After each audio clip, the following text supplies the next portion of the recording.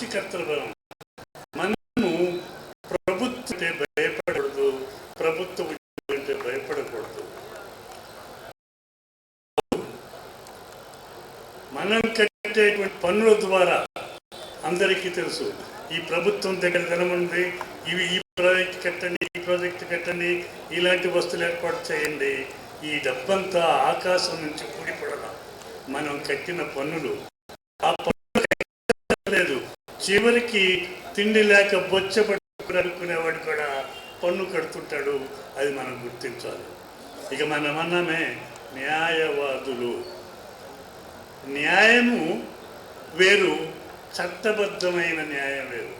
ఒకసారి న్యాయానికి, చట్టబద్ధమైన న్యాయానికి తేడా ఉంటుంది. ఉదాహరణకి చెప్తాను. Promissory note case. అప్పిచ్చాడు, నోటు రాయించుకున్నాడు. క్లియర్గా అప్పు ఇవ్వాలి, అప్పు చెల్లించలేదు. అతని యథార్థంగా ఆ అప్పు ఆ అప్పు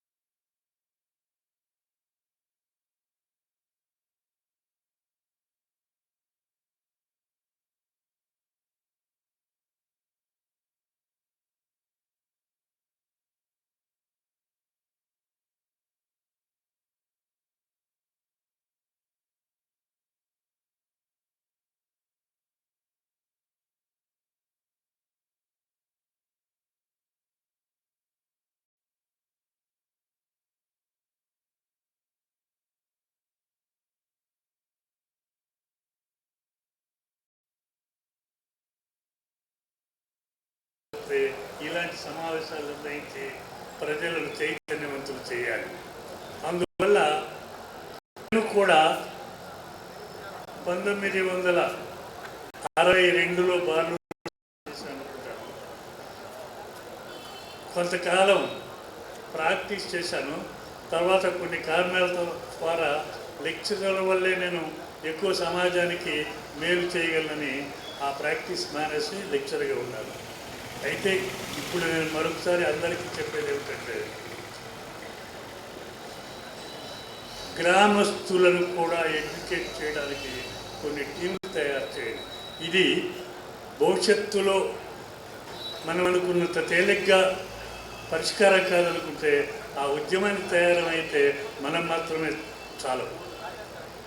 సమాజంలో సామాజిక ఉన్న వ్యక్తులు, వాళ్ళు ఏ కులంలో ఉన్నా, ఏ ప్రాంతంలో ఉన్నా, ఏ వృత్తిలో ఉన్నా, వాళ్ళ సహకారాన్ని తీసుకొని అనేక కమిటీలు వేసి, ఇవన్నీ ఎప్పుడు చెప్తున్నానంటే మనం చేసిన ప్రయత్నం ఫలించడం లేదు. మనం ఆ జరగబోయే నష్టం మన రైతులకు, భూస్వాములు అనకూడదు, ఆ భూమి మీద ఉన్నటువంటి హక్కున యజమానులకు అన్యాయం జరుగుతుందంటే ఈ కృషి అంతా చేయాలని గుర్తు. నేను 87 ఏళ్ల వ్యక్తినైనా మీకు నా అవసరం వచ్చినప్పుడల్లా మీతో ఉంటూ సహకరిస్తారని చెప్తూ సెలవు. థ్యాంక్ యూ సార్, చాలా చక్కగా తెలియజేశారు. అలానే తర్వాత విజయవాడ బార్ ఎక్స్ ప్రెసిడెంటు ఈ ఉద్యమాన్ని ముందుకు తీసుకెళ్ళడానికి విజయవాడలో పనిచేస్తున్న మన సోము కృష్ణమూర్తి గారిని మాట్లాడవలసిందిగా